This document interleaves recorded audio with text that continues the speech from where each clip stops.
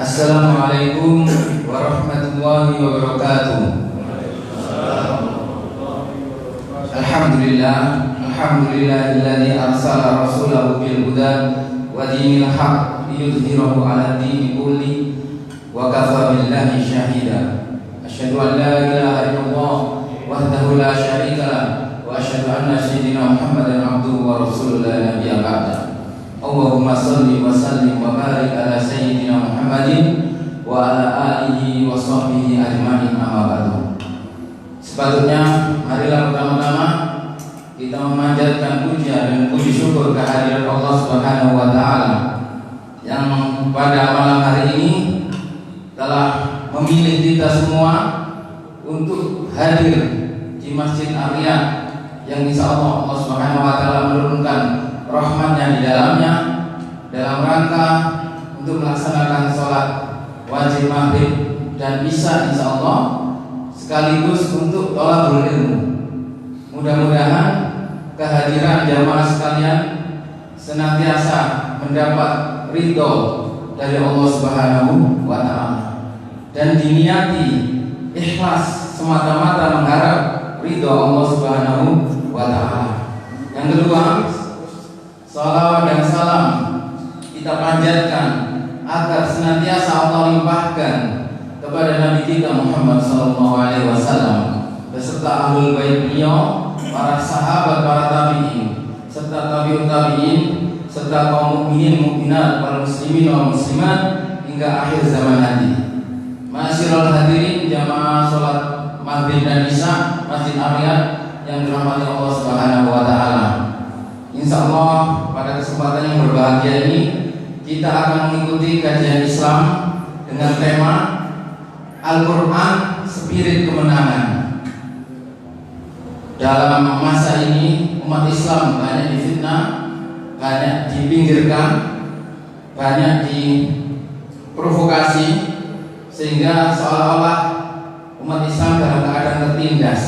Maka setiap kita yang mengaku umat Islam pasti ingin kembali mengalami kemenangan masa-masa jaya umat Islam. Maka tidak ada cara lain insyaallah adalah dengan dekat dengan Al-Quran. Maka mudah-mudahan nanti apa yang dijelaskan oleh Al-Ustaz Tengku Azhar LC dari Surakarta menjadi bekal kita agar kita semakin dekat dengan Al-Quran.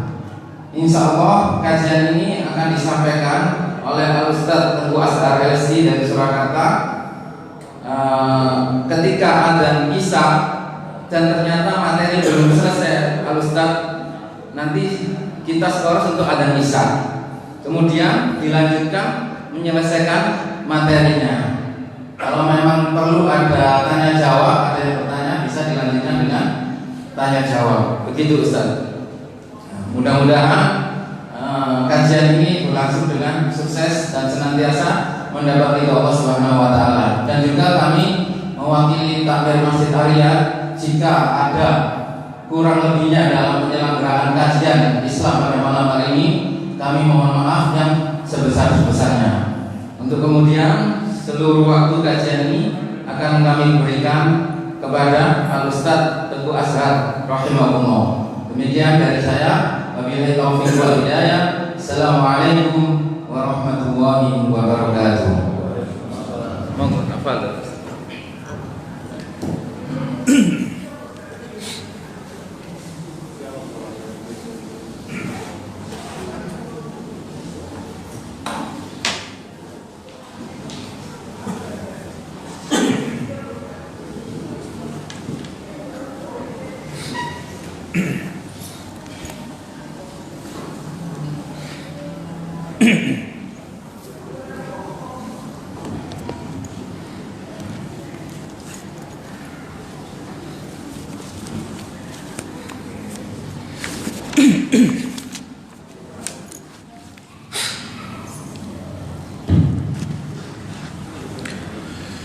Bismillahirrahmanirrahim.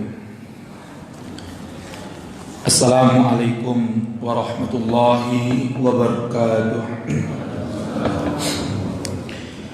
Innal hamdalillah nahmaduhu wa nasta'inuhu wa nastaghfiruh wa na'udzu billahi min syururi anfusina wa sayyiati a'malina.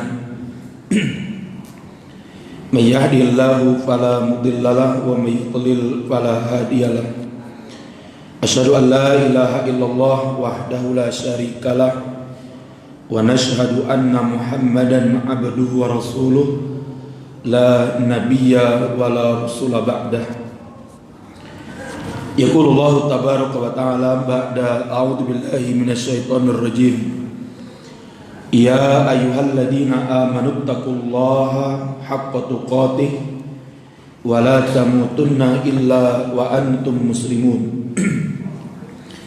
Ya ayyuhan nasu taqu rabbakumul ladzi khalaqakum min nafsin wahidah wa khalaqa minha zawjaha wa batha minhuma rijalan katsiran wa nisaa'a wattaqullaha alladzi tasaaluna bihi wal arham innallaha kana 'alaikum raqiba.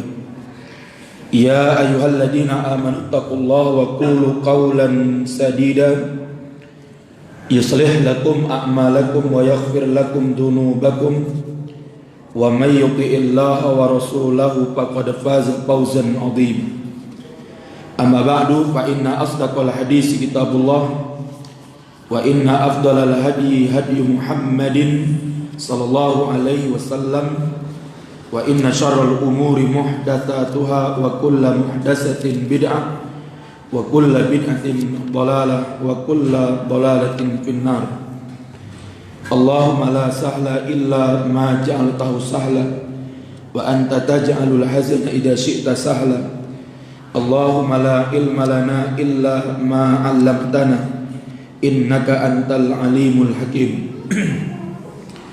Yang kami hormati dan yang kami muliakan para pengurus yayasan ataupun takmir Masjid Ar-Riyadh yang mudah-mudahan dimuliakan oleh Allah Subhanahu wa taala.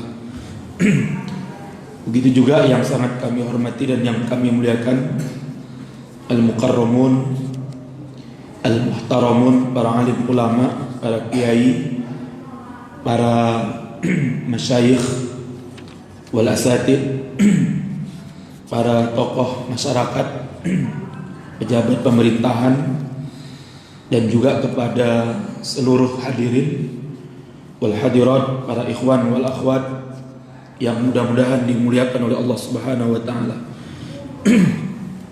Alhamdulillah, pada malam hari ini saya atas nama Madinah secara pribadi, nama saya Tengku Azhar. Saya dilahirkan dan dibesarkan di provinsi terbarat dari NKRI, yaitu provinsi Aceh, yang dulu pernah beberapa kali ganti nama. Pertamanya disebut dengan provinsi Aceh, kemudian ganti lagi menjadi provinsi Daerah Istimewa Aceh, kemudian berubah lagi menjadi provinsi Nanggro Aceh Darussalam, kemudian sekarang kembali lagi menjadi provinsi Aceh. Bisa hadir bersama Bapak Ibu sekalian di Masjid Ar-Riyadh ini, dan tidak banyak yang akan kami sampaikan pada malam hari ini. Mudah-mudahan apa yang nantinya kita kaji bersama mendapatkan maunah dan berkah daripada Allah Subhanahu wa taala. Salawat dan salam semoga Allah karuniakan kepada nabinya Muhammad sallallahu alaihi wasallam, kepada keluarga beliau, para sahabat-sahabat beliau, dan kepada siapa saja mengikuti beliau dengan benar hingga tegaknya yaumul qiyamah. Tapi Bapak Ibu sekalian yang mudah-mudahan dimuliakan oleh Allah Subhanahu wa taala, tema kajian kita pada malam hari ini adalah spirit Al-Qur'an untuk mendapatkan kemenangan atau untuk meraih kemenangan. Dan sebenarnya Al-Quran bukan hanya sebatas spirit. Tapi dialah Al-Quran yang merupakan kemenangan itu. Artinya Al-Quran itu adalah roh kita, ya. Al-Quran itu adalah kehidupan kita. Makanya Syekhul Islam Ibnu Taimiyah menyebutkan di dalam Majmu'ul Fatawa, beliau mengatakan al-ilmu khamsatun. Kata beliau, ilmu itu ada 5 hal. Yang pertama beliau mengatakan ilmu yang merupakan ruhuddin, ilmu yang merupakan roh kita. Apa itu? Al-ilmu bil kitabi was sunnah. Jadi ilmu yang menjadi roh kita sebagai seorang muslim. Maka ini yang wajib yang pertama kali kita pelajari, yaitu ilmu tentang Al-Quran dan As-Sunnah. Ini adalah roh yang kalau kehidupan itu tidak ada roh, ya sudah, jasad kita ini seganteng apapun, setinggi apapun orangnya, sehandsome apapun orangnya, sewasim apapun orangnya, ganteng, rambutnya mungkin lurus, hidungnya mancung. Ini bukan karena orang Arab ya. Tapi kalau kemudian tidak ada roh dalam jasadnya, bermanfaat atau tidak bermanfaat? Tidak ada manfaatnya. Makanya roh kita itu adalah Al-Quran dan As-Sunnah. Yang kedua kata beliau, al-ilmu huwa hayatuddin. Yang dengan adanya roh itu, makanya ada kehidupan. Maka ilmu yang kedua yang wajib untuk kita pelajari, yang apabila roh ini sudah ada, maka supaya dia hidup, maka yang kedua ilmunya adalah al-ilmu huwa hayatuddin. Ilmu yang merupakan kehidupan din ini. Ilmu apa itu? Al-ilmu bi uluhiyatillah. Ilmu yang berkenaan dengan uluhiyahnya Allah Subhanahu wa ta'ala, ilmu yang berkaitan dengan tauhid. Jadi kalau kemudian kita dekat dengan Al-Quran, kita dekat dengan As-Sunnah, tapi akidah kita melenceng, tauhid kita melenceng, maka tidak ada manfaatnya kehidupan itu. Lah makanya ikhwani fiddin arsarin warsadakum, ini penting ya. Jadi banyak orang-orang yang dekat dengan Al-Quran, banyak orang yang dekat dengan As-Sunnah, bahkan ada yang hafal Al-Quran dan As-Sunnah ya. Tapi dia gak paham akidah ya. Dulu ada seorang dedengkot kafir, salah satu desainer penjajahan Belanda di negeri kita ini, namanya adalah Senok Hurgronje. Nama aslinya William Christian Senok Hurnje atau Senok Hurgronje. Dia sebelum dikirim oleh oleh Belanda ke Jakarta atau ke Batavia pada waktu itu, atau masih Hindia Belanda. Dan setelah itu nanti dia dikirim ke Aceh untuk meriset bagaimana bisa menaklukkan Aceh itu. Karena dalam catatan sejarah wilayah Indonesia yang hanya sebentar saja, hanya sekian puluh tahun saja berhasil dijajah oleh Belanda itu, 1 Aceh, 2 Sumatera Barat. Makanya kalau kita mengkaji sejarah, kalau dikatakan bahwa Indonesia itu dijajah selama lebih kurang 350 tahun, itu juga perlu dikritisi. Artinya wilayah mana yang dijajah sampai 350 tahun itu, kan gitu.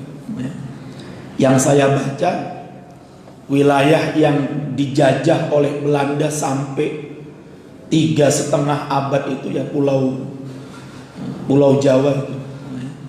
Adapun di luar Pulau Jawa itu tidak semuanya dijajah sampai 350 tahun, termasuk salah satunya adalah Aceh. Dia hanya berhasil dijajah oleh Belanda kalau nggak salah saya sekitar 30-an tahun, ya, 30-an tahun. Karenanya lah dikirim itu si kafir yang bernama Senok Horgronje ini, dan sebelum dia dikirim ke Hindia Belanda, dia belajar dulu ke Mekah itu dan mengganti namanya menjadi Abdul Ghaffar. Sampai dalam beberapa tulisan disebutkan Senok Horgronje ini hafal Al-Quran, hafal Quran, dan dia hafal berapa ratus hadis karena dia langsung belajar di kota Mekah. Supaya dia bisa belajar di Mekah dan bisa masuk ke Masjidil Haram dan Masjid Nabawi dan belajar dengan ulama-ulama yang ada di sana, dia mengubah namanya menjadi Abdul Ghaffar. Ketika dia datang ke Aceh, dia pakai jubah berjenggot sehingga orang-orang Aceh tertipu dan menganggap dia sebagai syekh, syaiton. Nah, ini penting bahas kalian. Walaupun dia dekat dengan Al-Quran, dia tahu sunnah, ya, tapi dia nggak paham akidah, maka nggak ada artinya itu. Nah, makanya kita juga harus demikian. Makanya kalau kita dekat dengan Al-Quran, kita dekat dengan As-Sunnah, tapi kemudian kita jauh dari akidah yang sahihah, kita jauh dari akidah yang benar, melenceng dari akidah yang benar, maka tidak ada manfaatnya roh kehidupan yang ada di dalam kehidupan kita ini. Nah, yang kemudian yang ketiga, al-ilmu huwa dawauddin. Ilmu yang merupakan dawa, obatnya agama ini. Apa itu? Al-ilmu bil fatawa. Ilmu yang berkaitan dengan masalah fatwa-fatwa. Nah, ini penting. Ini adalah dawa. Ini adalah obat bagi kita. Apalagi sekarang kita sedang berhadapan dengan realita-realita kontemporer yang mungkin dulu belum pernah ada, mungkin ya secara nyata mungkin belum pernah belum pernah terdapatkan atau belum pernah ditemukan oleh para ulama-ulama kita. Nah, sekarang realita itu ada di tengah-tengah kita. Lantas bagaimana kita menghadapinya? Bagaimana kita menghukuminya? Maka kita butuh fatwa dari para ulama-ulama kita, dan itu pun adalah fatwa ulama-ulama yang mumpuni, bukan orang yang jadi ulama-ulamaan, kan menjadi ustad-ustadan. Bisa bayangkan, Mbak, Abu Janda yang gak jelas asal usulnya disebut ustad. Padahal kita nggak tahu kepada siapa si Abu Janda itu belajar, siapa gurunya, siapa syekhnya. Tapi kemudian dia sekarang jadikan rujukan fatwa oleh para juhal, oleh para orang-orang bodoh itu, para juhala. Nah, ini karena apa? Karena ketidakpahaman umat ini terhadap kepada siapa mereka wajib mengambil fatwa-fatwa itu. Lah, makanya ikhwan fillah, maka yang keempat, ilmu yang merupakan ilmu da'uddin, ilmu yang merupakan penyakit daripada agama ini. Ilmu apa itu? Al-ilmu bil kalam wal falsafah. Jadi ilmu yang merupakan penyakit agama ini adalah ilmu kalam dan ilmu filsafat. Jadi kalau kemudian kita nggak paham akidah, kemudian sibuk ngurusi ilmu-ilmu kalam dan filsafat, ya, apalagi yang sekarang sedang berkembang di negeri ini, filsafat yang dikembangkan oleh Auguste Comte, apa yang disebut dengan filsafat positivisme, yang mana dalam akidah atau dalam keyakinan filsafat positivisme, kebenaran itu adalah apabila bisa dibuktikan dalam bentuk saintis, dalam bentuk penemuan-penemuan ilmiah, pada kajian-kajian ilmu pengetahuan alam, yang apabila itu tidak bisa dibuktikan, maka dia tidak bisa dianggap sebagai kebenaran. Maka salah satu yang sekarang sedang dikembangkan di negeri kita ini, di mahasiswa-mahasiswa kita, adalah apa yang mereka sebut dengan istilah mitologi agama. Dan salah satu ajaran yang terbesar kata mereka dalam mitologi agama itu adalah mitos tentang ketuhanan, mitos tentang Tuhan. Jadi kata mereka, agama itu banyak mengajarkan mitos-mitos, makanya disebut dengan mitologi agama.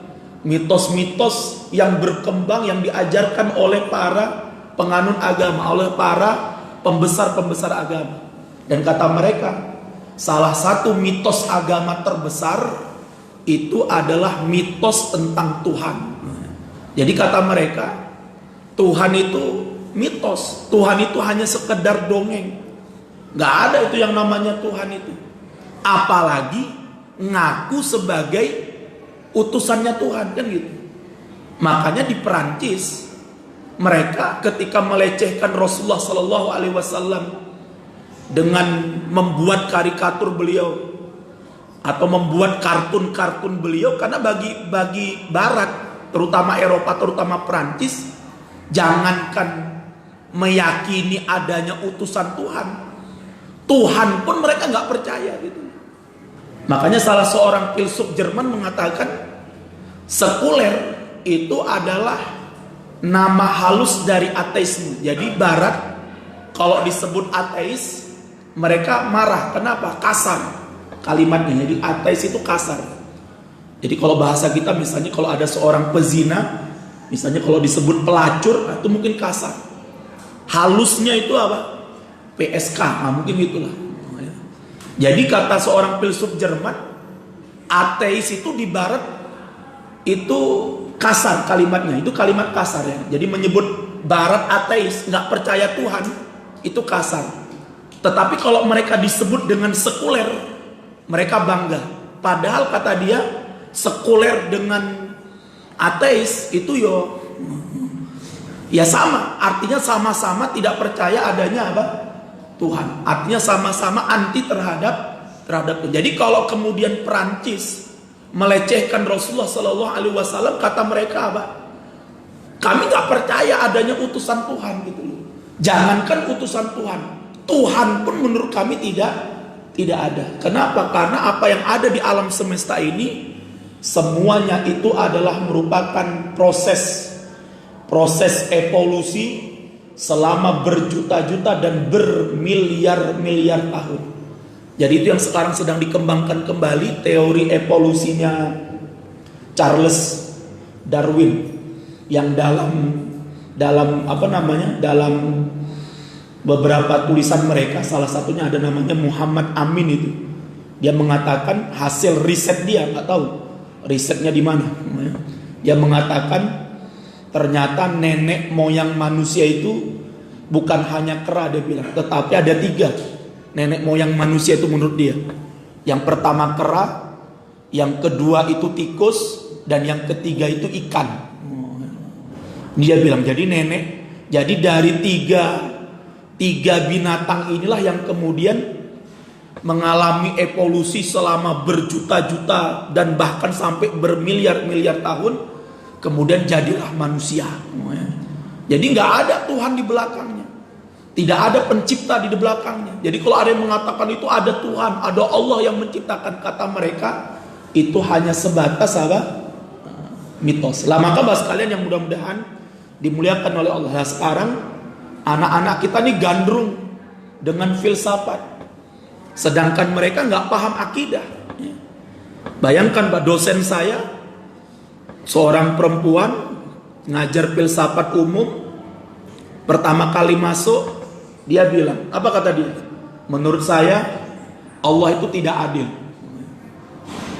Jadi ngajar pertama filsafat itu sudah buat pendapat yang kontroversial. Dia bilang apa? Menurut saya Allah itu nggak adil. Saya tanya, apa alasan Anda mengatakan Allah itu nggak adil? Dia bilang, kenapa bukan saya yang diciptakan oleh Allah menjadi Siti Khadijah? Saya bilang, karena Anda jelek, saya bilang.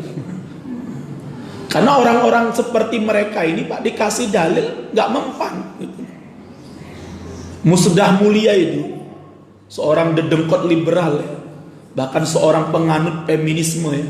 Bahkan kemana-mana dia selalu mengajarkan dan mengajak orang untuk kawin. Dulu dia ngajak orang untuk kawin beda agama. Setelah kawin beda agama kurang laku, sekarang dia kemana-mana mengajak orang untuk kawin sejenis. Makanya Musdah Mulia itu sampai diberi sebuah penghargaan sebagai seorang tokoh yang hari ini banyak menyuarakan legalnya kawin sejenis, homo ataupun lesbi. Bahkan Musdah Mulia itu bukan hanya kawin sejenis yang dia perbolehkan, bahkan menurut dia kawin dengan binatang pun itu adalah merupakan fitrah manusia. Given. Jadi kalau orang memang cintanya sama monyet, ya kenapa dihalang-halangi? Nah, Anda bisa bayangkan. Ya. Nah, maka Iwan bin Sukumullah, ya. Ini kita lihat ya, bagaimana mereka kemudian mengatakan, pernah diundang ya, dia pernah diundang ke Solo, di salah satu kampus di Solo, dia katakan, ya, Al-Quran itu dia bilang, kalau berhadapan dengan sebuah kasus atau peristiwa yang hari ini terjadi di tengah-tengah masyarakat kita, maka dia bilang apa? Bukan kondisi itu yang takluk atau tunduk kepada Al-Quran, tapi apa? Al-Qurannya lah yang harus direkonstruksi ulang tafsirnya. Gitu loh. Jadi bukan kitanya. Jadi kalau Al-Quran berhadapan dengan suatu masa, Al-Quran berhadapan dengan suatu kondisi, yang kondisi itu mungkin tidak sesuai dengan apa yang ada di Al-Quran. Jadi bukan kondisi itu yang kemudian kita cari solusinya bagaimana yang ada dalam, tidak. Tapi apa? Al-Quran itulah yang kemudian harus direkonstruksi ulang tafsirnya. Yang hanya kemudian ada seorang penanya kepada Musdah Mulia ini, Musdah Mulia, kalau Anda membeli topi dan ternyata topi itu kekecilan dengan kepala Anda, yang dirubah kepalanya atau topinya? Karena kalau menurut teori Anda tadi, ya, kalau Al-Quran berhadapan dengan realita, maka yang dirubah bukan realitanya, tapi apa? Al-Qurannya. Berarti kalau Anda beli topi dan ternyata ketika Anda pasang di kepala Anda ternyata topinya lebih kecil dari kepala Anda, berarti kan yang diubah apanya? Kepala dia. Jadi kepalanya Musdah Mulia perlu dimasukkan ke dalam mesin bubut, ya. Kemudian diperkecil kan gitu kan ya, supaya topi itu bisa masuk ke kepala dia. Jadi makanya Pak, orang menghadapi orang-orang liberal ini nggak bisa pakai dalil, ya. Karena mereka pun nggak percaya dengan dalil. Sampai berbuih pun kita, mulut kita itu ngomong sama mereka pakai dalil, mereka cengengesan aja itu. Nah, makanya kita penting juga memang belajar logika, itu penting, memang belajar ilmu ro'yu itu penting juga ya, ilmu kalam. Tapi kalau kemudian kita nggak pelajari itu dengan terlebih dahulu memahami akidah yang benar, nah ini akan menjerumuskan kita ke dalam apa? Kesesatan. Makanya dulu tokoh rasionalis yang ada pernah dalam Islam ya, namanya kelompok Mu'tazilah, namanya Wasil bin Atta. Wasil bin Atta ini datang kepada Imam Hasan Al-Basri. Dia mengatakan, wahai Imam Hasan Al-Basri, menurut saya Allah itu nggak adil. Jadi kalau saya lihat dosen saya ini, jauh sebelum dia ngomong, sekian ratus tahun sebelumnya, itu Wasil bin Atta juga pernah mengatakan, menurut dia Allah itu tidak adil. Ketika ditanya oleh Imam Hasan Al-Basri, apa yang menyebabkan Anda mengatakan Allah itu nggak adil? Dia bilang, kenapa Allah menciptakan iblis dari api, kemudian Allah siksa iblis dengan api, sedangkan kita manusia diciptakan dari tanah, kemudian disiksa oleh Allah pakai api. Berarti kan nggak adil. Iblis diciptakan dari api, disiksa pakai api, enak dong dia, nikmat, dia nggak merasakan kepanasan. Adapun kita diciptakan dari tanah, disiksa pakai api. Maka kemudian Imam Hasan Al-Basri nggak kasih dalil sama Wasil, Pak. Karena kalau dikasih dalil pun dia nggak akan terima. Maka Imam Hasan Al-Basri mengambil apa? Mengambil tanah keras, kemudian dilemparkan kepada si Wasil bin Atta ini. Dan akhirnya apa? Dia kemudian kesakitan. Ditanya oleh Imam Hasan Al-Basri, kenapa ente kesakitan? Bukannya ente diciptakan dari tanah? Ya, seharusnya kalau diciptakan dari tanah, dilempar pakai tanah, itu kira-kira apa? Seharusnya kan enak itu kan ya. Padahal dilempar pakai batu bata itu kan ya. Lempar kepalanya kan, dilempar. Aduh, enak banget lagi-lagi. Maka kata Imam Hasan Al-Basri, wahai Wasil, ketahuilah materi api yang dengannya Allah ciptakan neraka dengan materi api yang dengannya Allah ciptakan iblis itu berbeda. Kalau iblis itu, Pak, merasakan nikmat di dalam neraka, saya yakin, Pak, iblis itu nggak akan nyari temen itu. Dia akan nikmati neraka itu dengan apa? Sendirinya. Tapi iblis tahu, dia juga merasa sakit dan merasa menderita di neraka itu. Makanya dia mencari teman sebanyak-banyaknya. Lah, maka Bapak sekalian yang mudah-mudahan dimuliakan oleh Allah Subhanahu wa taala, berkaitan dengan spirit Al-Qur'an tentang kemenangan, ketahuilah Bapak Ibu sekalian, di dalam Al-Qur'an Allah menyebutkan ada 3 jenis kemenangan yang Allah berikan kepada kita. Dan itu Allah sebutkan di dalam surat apa? Dalam surat As-Saff. Ada 3 jenis atau 3 bentuk atau 3 jenis atau 3 macam kemenangan yang Allah berikan kepada kita atau Allah janjikan kepada kita sebagai orang-orang mukmin, ya. Yang pertama kita bisa lihat ya dalam surat As-Saff, ya, dalam surat As-Saff surat yang ke-60 berapa itu? Ya, 61 ya. 61 di ayat, coba kita lihat ya. Silakan yang bawa Al-Qur'an buka surat As-Saff surat yang ke-61 ayat yang ke-12 dan ayat yang ke-13. Di sini ada 3 jenis kemenangan supaya kita sadar ya.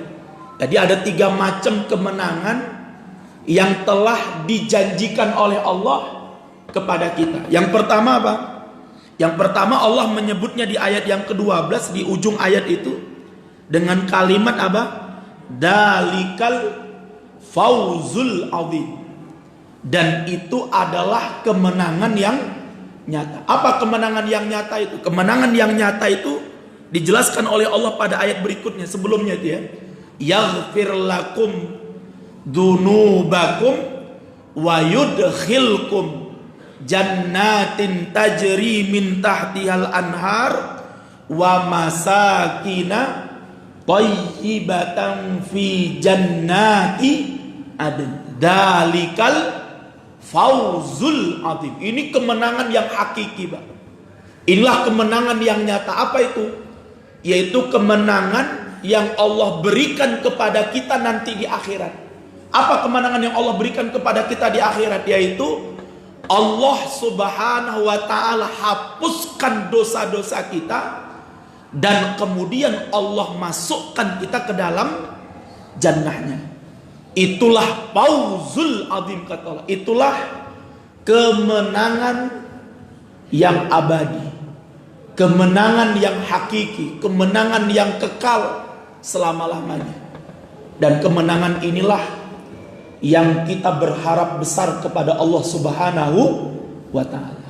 Jadi Bapak Ibu sekalian yang mudah-mudahan dimuliakan oleh Allah Subhanahu wa taala, ini penting ya. Dan kemenangan, untuk mendapatkan kemenangan ini tidaklah mudah ya. Makanya ada sebuah riwayat menarik, Imam Al-Qurtubi rahimahullah ta'ala mengatakan, apa kata Imam Al-Qurtubi? Ketika manusia dibangkitkan oleh Allah dari dalam kubur, maka yang dirasakan oleh manusia ketika itu apa? Jadi ketika kita dibangkitkan oleh Allah dari dalam kubur, Pak, ketika nanti kita dibangkitkan oleh Allah dari kubur-kubur kita nanti di yaumul qiyamah, Maka kata Imam Al-Qurtubi rahimahullah ta'ala, yang dirasakan oleh manusia ketika itu adalah rasa atsyanun syadid.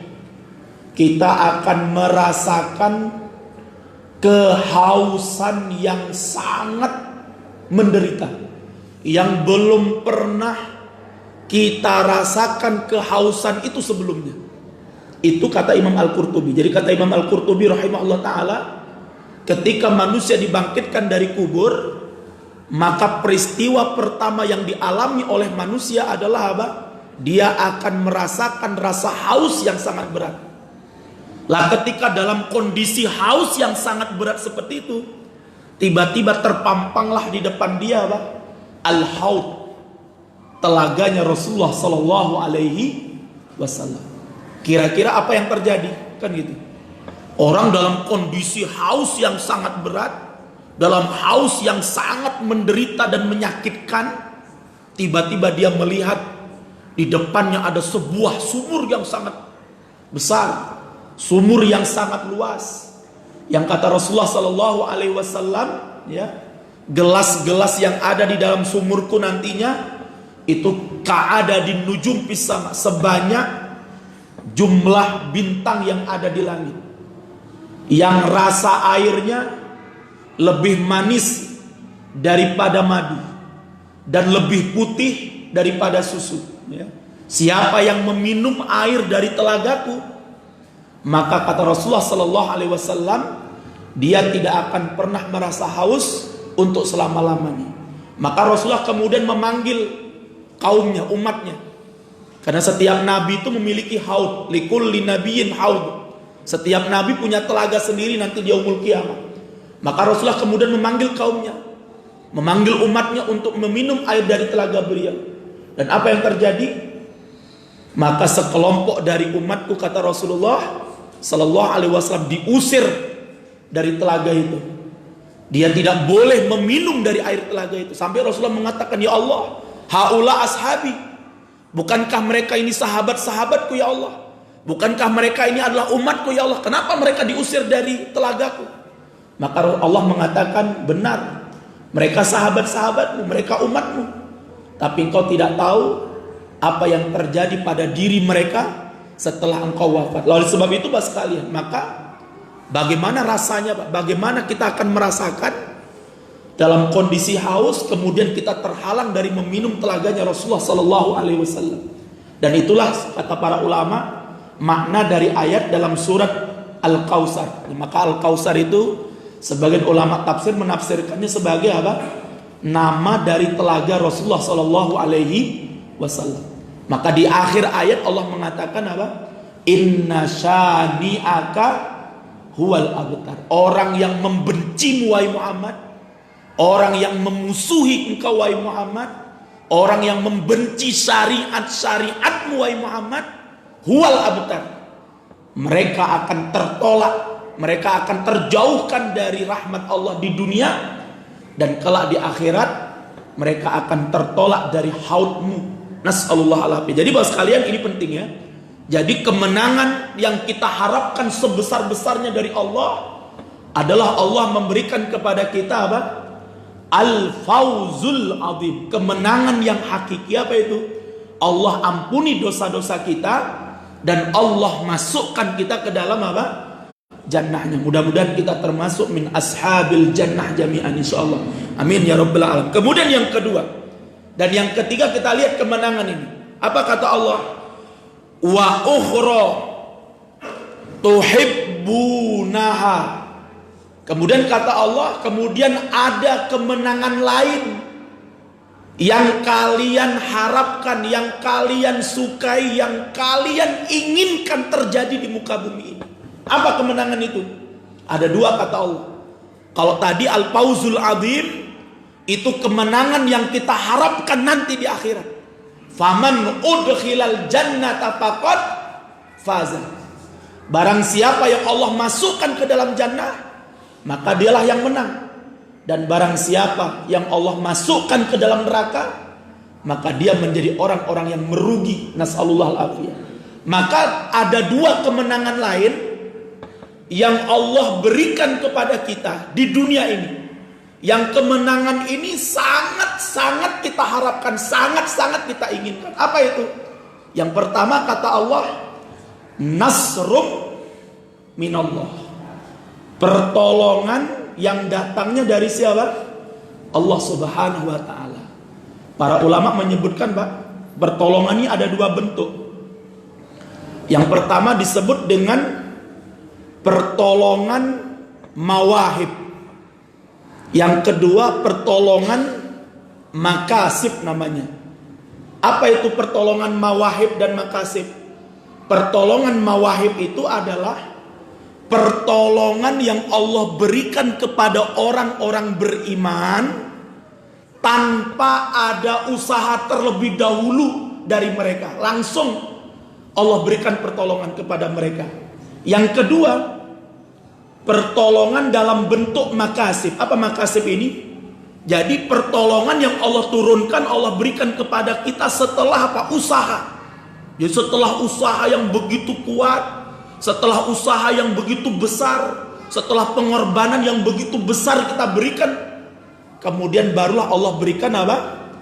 Pertolongan. Dan ini dua-duanya kita harapkan ya. Dulu misalnya waktu kasus menjelang sidang Ahok ya, beberapa tahun yang lalu kan ada itu. Jadi waktu itu didatangkan dua orang pakar ya, pakar yang akan menjadi pembela si kafir yang bernama Ahok ini ya, di persidangan. Yang pertama adalah pakar bahasa Indonesia, kalau nggak salah saya profesor siapa waktu itu namanya, dari UI. Yang satunya lagi pakar tafsir Al-Quran dari Universitas Al-Azhar Mesir ya. Kalau masih ingat, jangan-jangan udah lupa ya, jangan-jangan ya. Padahal kata Soekarno apa? Jas merah. Jangan sekali-kali melupakan apa? Sejarah itu, Pak. Jadi nggak boleh, Pak, kita lupakan sejarahnya Ahok ini. Apalagi Ahok ini ya, terakhir dia memurtadkan seorang wanita muslimah yang kemudian dijadikan istrinya, dan istrinya kemudian perempuan itu murtad. Ini penting, Pak. Kalau saya lihat banyak para ulama-ulama kita tenang-tenang aja. Ada seseorang yang memurtadkan seorang wanita muslimah. Kita dengarkan adzan dulu ya, karena sudah adzan. Sudah adzan belum? Belum ya? Sudah ya? Ya, kita dengarkan adzan dulu. Silakan yang adzan.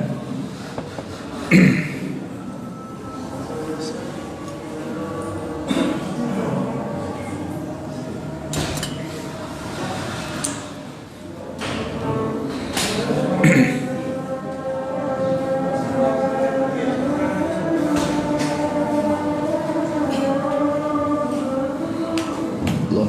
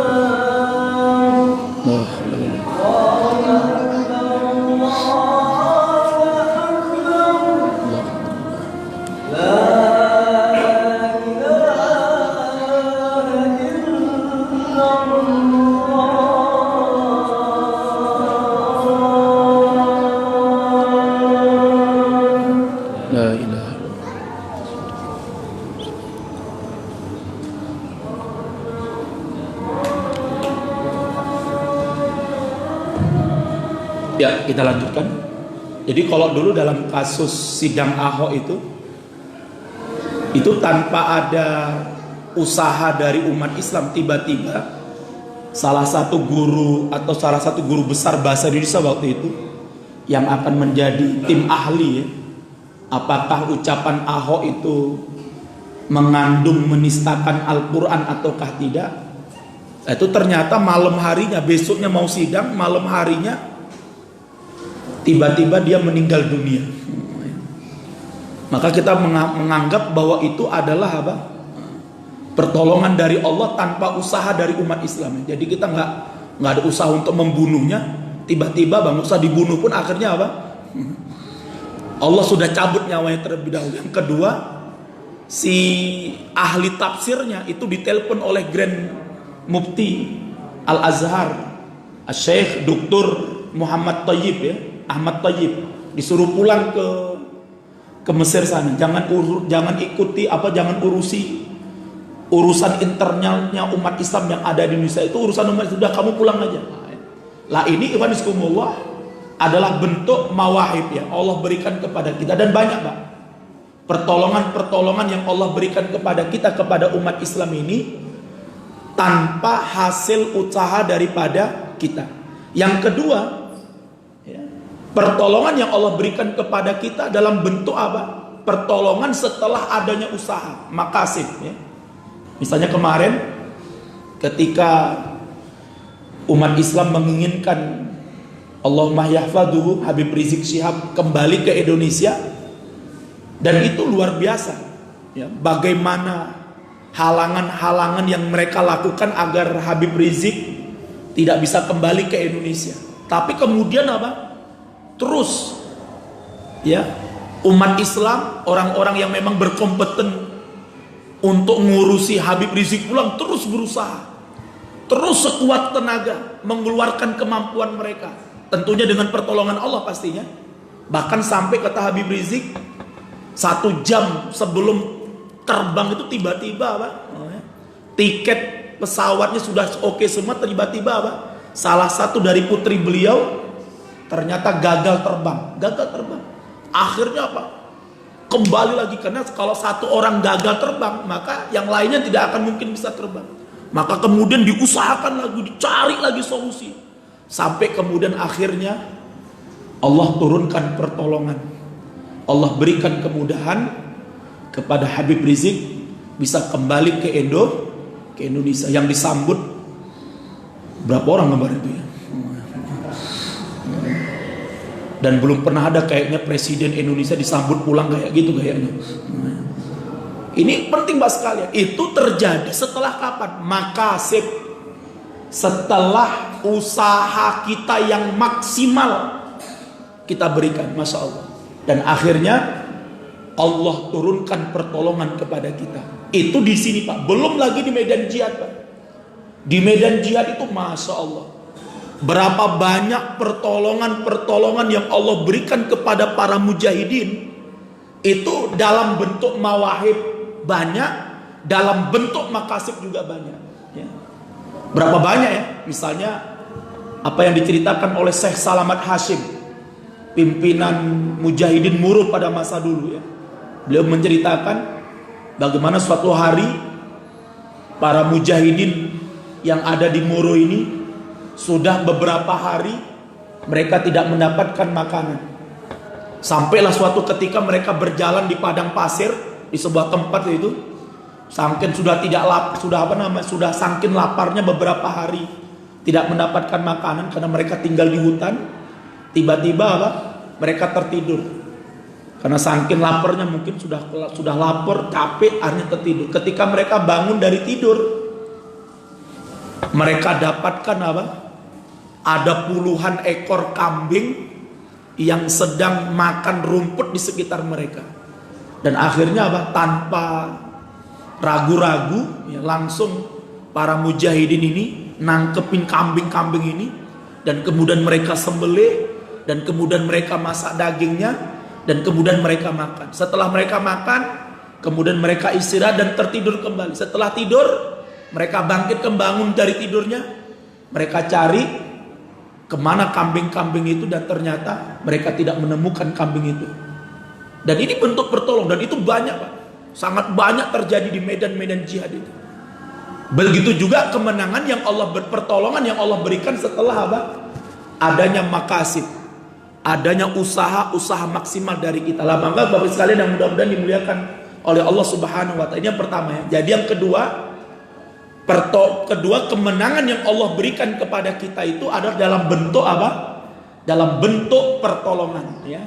Yang Allah Subhanahu wa taala hari ini telah memberikan banyak pertolongan kepada kita, baik yang mawahib maupun yang setelah hasil usaha kita. Jadi Pak, perlu dipahami bersama, usaha untuk memberangus kekuatan Islam di Indonesia itu sudah terjadi bukan di zaman now. Itu sudah dimulai sejak eranya Soekarno. Sejak eranya Soekarno itu pemberangusan terhadap kekuatan Islam itu sudah terjadi. Bagaimana Soekarno membubarkan Masyumi, bagaimana Soekarno menangkapin tokoh-tokoh Masyumi, bagaimana kekuatan-kekuatan Islam ketika itu dilemahkan, bagaimana kemudian politik PKI itu dikuatkan dengan kemudian bentuknya Nasakom. Walaupun akhirnya apa? Masya Allah ya, ada satu kisah yang cukup menarik Pak.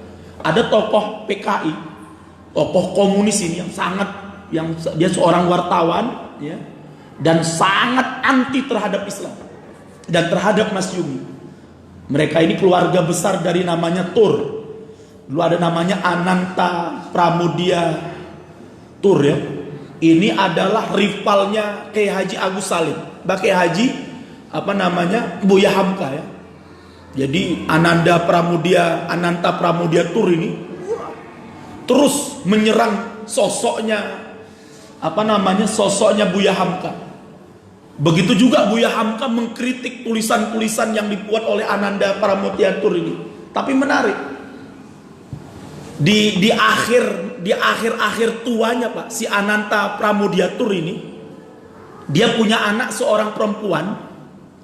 Seorang perempuan, anaknya Ananta Pramudia Tur ini, itu menikah dengan seorang mu'alaf ya. Seorang, nggak tahu orang luar negeri atau orang Indonesia, tapi dia nikah dengan seorang Kristen yang kemudian masuk Islam gitu loh, mu'alaf. Dan kemudian Ananta Pramudia Tur ini bilang sama putrinya, "Wahai putriku ya, pergilah engkau dengan suamimu yang baru masuk Islam ini untuk belajar Islam dengan baik dan benar." Ke siapa? Ke Buya Hamka. Jadi nanti putrinya Ananta Pramudia Tur ini datang ke Buya Hamka. Ya, assalamualaikum. Buya Hamka kaget juga ya. Ini ngapain nih putrinya Ananta Pramudia Tur ini? Ya, kirain mau balas dendam kan? Ya. Ditanya oleh Buya Hamka, "Apa gerangan Anda kemari?" Kata putrinya Ananta Pramudia Tur, "Saya disuruh oleh bapak saya untuk belajar Islam kepada Anda." Itu bisa bayangkan, ini kemenangan Pak, ini pertolongan yang Allah berikan. Itu setelah usaha dari para ulama-ulama kita untuk menjelaskan bahwa komunisme itu adalah merupakan ideologi kufur. Tahun 1957 ya, 1957 kalau tidak salah saya, bulan November, itu sudah ada muktamar pertama umat ulama di Palembang yang menegaskan dan menekankan dan menetapkan dan memfatwakan dan memutuskan apa itu? Bahwa ideologi PKI itu adalah ideologi kufur. Siapapun umat Islam yang masuk bergabung dengan partai komunis secara nyata, secara terang-terangan, tanpa ada paksaan, maka dia murtad. Kalau dia mati, dia tidak boleh jenazahnya diperlakukan sebagaimana jenazahnya seorang muslim. Dia tidak boleh dimandikan, tidak dikafani, tidak disolatkan, dan tidak dikuburkan di pekuburan muslim. Dan itu terus Pak, terus disampaikan ya. Sampai yang kemarin usaha kita itu ya, walaupun kita masih menunggu apakah nanti RUU HIP ini akan disahkan atau tidak. Yang jelas kita sudah menjelaskan kepada umat Bagaimana bahayanya RUU HIP ini. Yang di dalam RUU HIP itu, dalam pasal yang keberapa, 6, 7 atau berapa itu, disebutkan di sana Pak, nyata itu di RUU HIP itu. Intisari daripada Pancasila itu terletak di sila kelima, keadilan sosial bagi seluruh rakyat. Dan itu bisa kita baca nanti Pak dalam tulisan, dalam beberapa tulisannya DN Aidit, di mana DN Aidit mengatakan aslinya kata DN Aidit, Pancasila itu kalau diperas kata DN Aidit, aslinya dia hanyalah Trisila. Karena aslinya kata DN Aidit, Pancasila itu mewakili 3 kelompok besar di negeri ini. Yang pertama apa? Kelompok nasionalis. Itu terwakilkan dengan sila yang ketiga, Persatuan Indonesia. Yang kedua kata DN Aidit, kelompok agama. Itu terwakilkan dengan sila pertama, ketuhanan yang Maha Esa. Dan yang ketiga kata DN Aidit, adapun kelompok yang ketiga yaitu kelompok Marxis, sosialis dan Marxis, itu diwakilkan dengan sila yang kelima, yaitu sila keadilan sosial bagi seluruh rakyat Indonesia. Maka kata DN Aidit, maka 3 sila ini kalau diperas lagi, maka dia akan menjadi Eka Sila. Dan Eka Sila itu kata DN Aidit adalah sila keadilan sosial bagi seluruh rakyat Indonesia. Jadi jelas Pak, ketika RUU HIP juga menyebutkan sama dengan apa yang diucapkan oleh DN Aidit, bahkan mereka mengatakan intisari Pancasila itu bukan lagi di sila pertama, ketuhanan yang Maha Esa, tapi di sila yang keberapa? Dan ini penting untuk dipahami bersama. Bahkan disebutkan dalam RUU Pancasila itu istilah ketuhanan yang berkebudayaan. Ini istilah siapa yang mereka pakai? Bagaimana Tuhan kemudian disifati dengan hasil cipta karsa dan rasanya manusia, sehingga mereka sudah tidak lagi menganggap Tuhan itu sesuatu yang hak. Mereka tidak lagi menjadikan Tuhan itu sebagai poros kebenaran, tidak lagi Pak. Nah, makanya oleh sebab itu, tetapi terus Pak, kebenaran itu sampai hari ini masuk, walaupun dibungkam ya, di era Soekarno, di era Soeharto lebih ngeri lagi ya. Bagaimana militer menangkapi, membunuh ya. Di Aceh saja ada berapa ribu rakyat Aceh yang dibunuh di era DOM, daerah operasi militer. Saya lihat sendiri Pak. Ketika saya masih SD itu biasa. Kalau saya mau berangkat sekolah itu mayat-mayat di pinggir jalan itu biasa. Bahkan kalau sudah malam itu, bapak saya bilang jangan ada yang tidur di atas ranjang, semuanya tidur di lantai. Kenapa? Karena sangat sering malam itu terjadi bentrokan senjata. Itu kalau kita tidur di atas ranjang, khawatirnya apa? Nah, pelurunya nyasar itu sudah menjadi, dan berapa ribu yang terbunuh di sana. Sampai kemudian di era reformasi kita berharap kedoliman yang menimpa umat Islam terkecilkan, ternyata tidak juga sampai di era sekarang. Dan alhamdulillahnya kebenaran itu sampai hari ini masih tegak. Dan itulah hadis Rasulullah mengatakan apa? La tazalu ta'ifatun min ummati dhahirina alal haq. Nah, maka Bapak sekalian akan senantiasa. Jadi kebenaran ini Pak pasti akan ditolong oleh Allah. Sampai kapan? Ila yaumil qiyamah. Yang terakhir, kemenangan yang Allah berikan kepada kita nantinya adalah apa? Ini yang kita harapkan sebenarnya, dan ini yang sangat kita idam-idamkan. Kapan? Hanya Allah yang Maha tahu. Yaitu apa? Wa fathum qarib. Dan futuhat. Apa futuhat itu? Fathun, kemenangan. Yaitu apa? Kefathun di sini kan penaklukan, ya. Penaklukan atau tegaknya al-haq di atas muka bumi ini.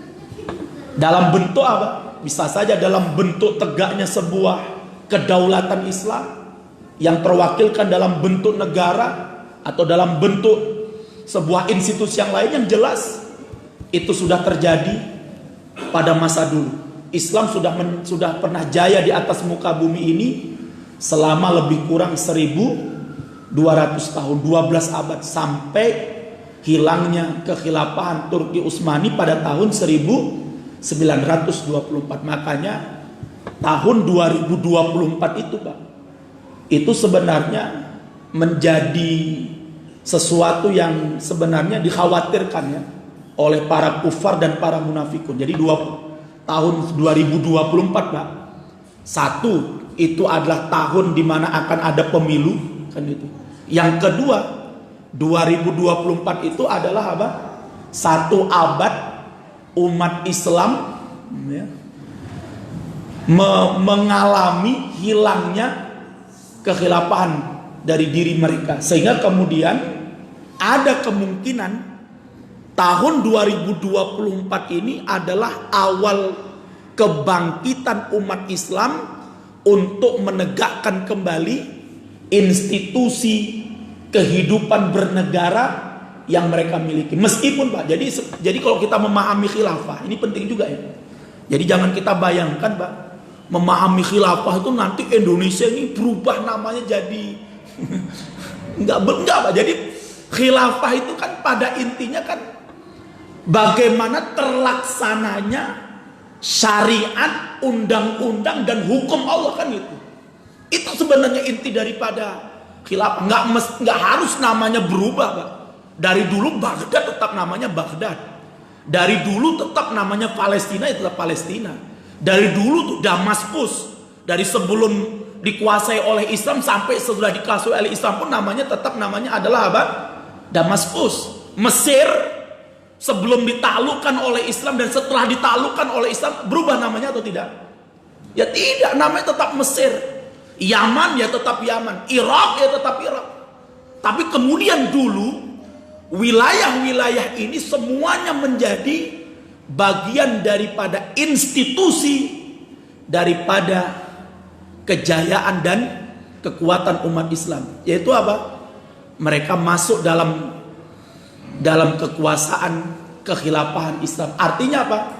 Di negara-negara tersebut, di negeri-negeri tersebut, tegaknya hukum dan syariat Allah Subhanahu wa ta'ala. Jadi kita hari harus pahamkan juga kepada rakyat kita ya. Karena hari ini umat Islam tuh menganggap Pak, kalau nanti tegaknya khilafah itu Indonesia tuh hilang.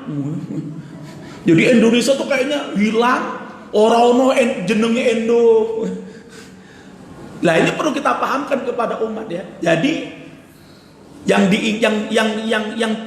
substansi daripada tegaknya sebuah khilafah itu, institusi daripada politik umat Islam ini adalah apa? Diberlakukannya, ditegakkannya syariat Allah Subhanahu wa ta'ala. Dan itu yang dulu diidam-idamkan oleh para ulama-ulama kita, Pak.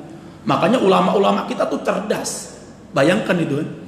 Ketika tanggal 22 Juni itu yang kemudian lahir namanya Piagam Jakarta, tertulis di sana itu, Pak. Negara Kesatuan Republik Indonesia ini adalah negara kesatuan berdasarkan kepada apa? Ketuhanan dan kewajiban untuk menjalankan syariat Islam bagi pemeluk-pemeluknya. Jadi Pak, kalau cuman percaya Tuhan aja belum cukup itu, Pak. Makanya ulama-ulama kita tuh cerdas. Mereka tahu kalau hanya percaya Tuhan, Fir'aun pun percaya, Pak. Kalau hanya percaya Tuhan, iblis pun percaya Allah itu ada. Bahkan iblis ngomong, khalaqtani min nar wa khalaqtahu min tin. Ya Allah, kenapa aku nggak mau sujud kepada Adam? Karena engkau ciptakan aku dari api dan engkau ciptakan Adam dari tanah. Percaya nggak iblis sama Allah? Percaya, Pak. Tapi nggak cukup hanya sekedar percaya. Kalau mengatakan bahwa Allah itu ada, Allah itu Robku, Allah yang menciptakan, iblis juga mengatakan demikian. Tapi kenapa kemudian iblis disebut oleh Allah sebagai kafirin? Karena iblis tidak mau menerapkan apa? Syariat Allah. Apa itu syariat Allah pada waktu itu? Iblis disuruh tunduk dan sujud kepada siapa? kepada Adam. Makanya ulama kita tuh cerdas, Pak. Makanya orang-orang kafir itu ketika meminta kepada Soekarno untuk menghapus kalimat-kalimat yang ada di sila Pancasila yang pertama, itu bukan dihapus yang ketuhanannya, Pak. Yang diminta dihapus yang mananya? Suruh hapus kalimat dan kewajiban menjalankan apa? Syariat. Kalau Tuhan itu sudah biasa, Pak. Kristen juga percaya Tuhan, Buddha juga percaya Tuhan, Hindu juga percaya Tuhan. Makanya mereka nggak mempermasalahkan istilah ketuhanan itu. Yang mereka permasalahkan adalah apa? Kenapa, Pak? Kata mereka, kalau syariat Islam tegak di negeri ini, berarti secara otomatis Indonesia bisa disebut sebagai negara apa? Negara Islam. Wallahu a'lam bishawab. Yang jelas, Pak sekalian, kalau kita bicara tentang teori kemenangan ya dalam Al-Quran dan spirit itu sangat luas sekali, dan nggak mungkin kita akan bahas sampai detail. Yang jelas, Bapak sekalian, mudah-mudahan kita untuk menang ini ya kita harus dengan Al-Quranul Karim ya.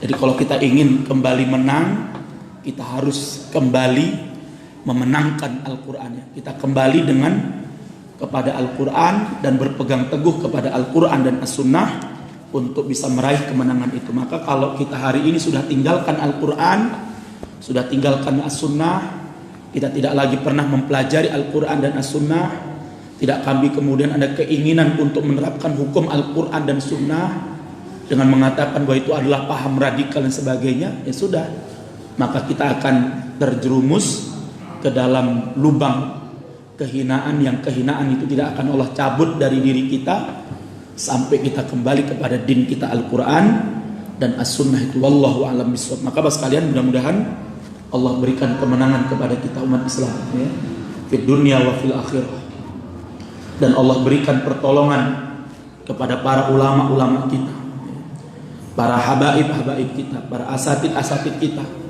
yang hari ini mereka sedang mendapatkan berbagai macam ujian, cobaan, fitnah, dibuli, dilecehkan, dihinakan, dan itu adalah merupakan resiko dari sebuah perjuangan. Begitu juga ulama-ulama kita yang hari ini sedang mendekam di dalam penjara-penjara. Mudah-mudahan Allah berikan kebaikan-kebaikan dan istiqomahan kepada mereka semuanya. Dan mudah-mudahan kita yang hari ini masih diberikan oleh Allah kesempatan, kesehatan, kekuatan untuk melanjutkan perjuangan-perjuangan para ulama-ulama kita itu, Pak. Makanya roh jihad tidak boleh hilang dari diri kita, Pak. Ya. Jadi resolusi jihad itu luar biasa, melahirkan sosok seorang Bung Tomo yang dia pekikkan adalah kalimat apa? Allahu Akbar. Jadi Indonesia itu, Pak, menang dengan pekikan takbir Allahu Akbar. Sekarang kita mau takbir aja, Pak, TNI mau takbir itu sekarang nggak berani. Bahkan kemarin ada yang takbir malah dicekel. Sampai kita demo di Solo itu, Pak, Wakapolresnya datang, ayo Pak takbir. Waduh, saya nggak boleh takbir ya. Karena takbir itu melanggar undang-undang dalam undang-undang institusi yang ada dalam undang-undang yang ada dalam institusi saya. Akhirnya, ayo Pak, Anda kan Muslim, kenapa harus takut takbir? Ya udahlah, Allahu Akbar. Antum bisa bayangkan, padahal dulu, Pak, sejarahnya militer negeri ini itu takbir. Jenderal Sudirman tuh kemana-mana takbir, Pak. Sekarang mau takbir, pedih. Nah terus ente mau jadi apa? Ente ngadapi Amerika, Pak, dengan sebut Pancasila. Apa kata Amerika? 1, ketuhanan yang Maha Esa. 2, nggak ada rohnya, Pak. Coba kalau suatu saat kita ditakdirkan oleh Allah perang gitu dengan Amerika itu, kemudian kita teriakkan NKRI, apa itu kata mereka? Coba kepada Papua itu, nggak ada ruhnya, Pak. Yang ada ruhnya apa? Kalau kita teriakkan kalimat apa? Takbir. Apalagi kita teriakkan kalimat la ilaha, itu masya Allah, Pak. Itu akan membangkitkan kekuatan yang mungkin sebelumnya tidak ada itu. Lah sekarang Pak, kalimat ini dijadikan sebagai apa? Yang anehnya Pak, yang memusuhi kalimat la ilaha illallah ini orang yang sering tahlilan Allah ilaha illallah. Lihat bendera tulisnya la ilaha illallah, kejet-kejet dia. Makanya kadang-kadang aneh juga gitu. Lah maka mudah-mudahan kita memperbanyak zikir kita dengan kalimat la ilaha illallah, dan kita bangga Pak sebagai seorang muslim. Identitas kita sebagai seorang muslim, bendera kita adalah bendera yang bertuliskan kalimat apa? La ilaha illallah. Anda sebagai warga Indonesia, identitas Anda benderanya apa? Merah putih. Anda anggota partai PD ada di sini? Oh nggak ada, alhamdulillah. Ini aneh Pak. Saya sebagai warga Muhammadiyah boleh punya bendera, gambarnya matahari bersinar, di pinggirnya, di atasnya ada kalimat la ilaha illallah, di bawahnya Muhammadur Rasulullah. Saya sebagai seorang warga Muhammadiyah boleh punya bendera dengan bertuliskan 9 gambar bentuk bumi, di tengahnya ada tulisan Nahdlatul Ulama, dikelilingi oleh 9 bintang, ya, bintang 9, ya kan? Saya sebagai anggota Al Irsyad punya, silahkan itu Pak. Saya seorang anggota partai ini punya bendera. Saya seorang pencinta sepak bola, bonek, punya bendera Pak. Tapi anehnya saya sebagai seorang muslim dan identitas bendera saya adalah kalimat, oh nggak boleh. No. Ini setan atau bukan? Bendera bonek boleh Pak, naik di atas pohon itu Pak. Bendera bonek boleh, bonek.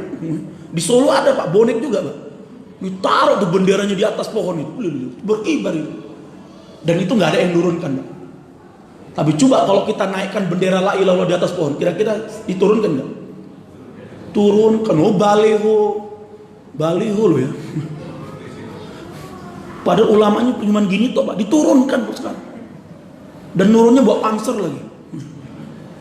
Apalagi kalau Habib Rizik bawa gini ya kan. Bawa AK-47 dipasang di Bali, wah kejet-kejet itu Pak. Wah kayak Habib Rizik aja perang gitu kan. Baru gini sudah ketakutan lah. Maka Pak sekalian, jadi ini adalah pertolongan ya. Jadi kita terus Pak, terus kita istiqomah menyampaikan al-haq. Mudah-mudahan al-haq ini diberikan pertolongan oleh Allah Subhanahu, dan pasti Allah akan menolongkan apa? Memberikan pertolongannya kepada al-haq. Wallahu a'lam bishawab. Demikian yang dapat kami sampaikan. Mohon maaf ya, karena sudah 7:30 ini, kita nanti sholat isya-nya telat. Ya, kami kembalikan kepada pembawa acara. Mohon maaf kalau ada kesalahan dan kekurangan. Billahi taufiq wal hidayah. Assalamualaikum warahmatullahi wabarakatuh.